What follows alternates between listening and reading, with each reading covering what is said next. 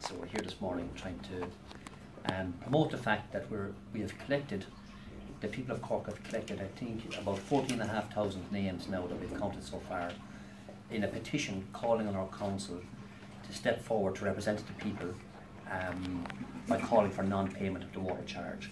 So we've informed the City Hall and requested the presence of the Lord Mayor or one of our representatives at 5 p.m. on Monday next to receive this petition. Now at the moment we think that the Lord Mayor is not going to be available. We've been asked, we'll be not posting our petition, so we'll not be doing that. We'll be on the steps of City Hall on Monday at 5 p.m. to present the petition and hope that Council will respect the people enough to send a representative to receive the petition from us. And what are you hoping to achieve from this? We hope that the council members would do their job, which is to represent the people. Now we know the council has limited power, which has been shown in many decisions imposed on even them recently, but they have the absolute power to do what they're supposed to do, which is to represent. And they should represent the people, give them peace of mind in boycotting Irish water, which by all accounts our belief is that the vast majority of people are having nothing to do with Irish water. They're not paying the bills, and I think that's evidenced by the fact that government now is issuing threats for attachment orders. There's talk of new legislation to convert outstanding water bills for public tenants, for example, into being outstanding rent that they would seek to recover and so on.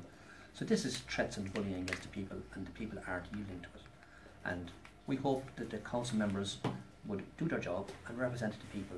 So near 15,000 names in Cork is not an insignificant number, we feel. We feel the council should do respect and receive it, and then we will be on Monday also asking the members of council to individually sign a declaration in favour of non-payment, just a short statement of that kind, to say that the people should not pay. And we think if they do that, they'll be doing well by the people of Cork and will be respected for it. If they don't, well, it sends another message.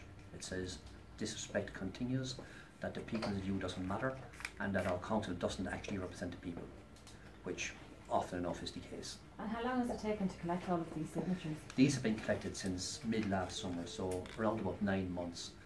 Mainly collected at our weekly information stall in the city centre, but also collected in different community groups and at various public occasions. There's been marches, as you know, and public meetings all over the place and so on. So this is where they're from, and the forms are still coming into us. They've been out with various groups and are returning. So I think when we informed City Hall there last week, we had counted up to 10,000 names, but even this morning the forms are coming into us still. So I'm sure by Monday it'll be 15,000, if not in excess of that. And do you think that the sense of anger and opposition from people is still as strong now as it would have been 9 months ago? I think there's determination more than anger. People have been angry and are outraged really at the government, but I think there's a calmness, if that's the word for it, in that people are simply not going to pay. And I think the government should recognise that. They should recognise that their policy that they're trying to impose is not the policy of the people. It is not something the people chose, and it is something that the people have demonstrated by hundreds of thousands marching repeatedly, and by non-registration for this, and now by non-payment. So the government is not governing in accordance with the general will of the people. And that's a shocking indictment of where our country is. And they have no right to do this. The government should yield and do as per the people. So in Cork, this is clear, I think, that 15,000 adults in Cork is a large portion of our population should sign such a petition. And these names are all verifiable. These are not random names. We have contact means with each of them. They're here for media to see and inspect. When they're presented, we will, protect people's privacy, but they're all here verifiable names who have signed this. Diarmaid, we've seen marches, we've seen people taking direct action, we've seen people arrested.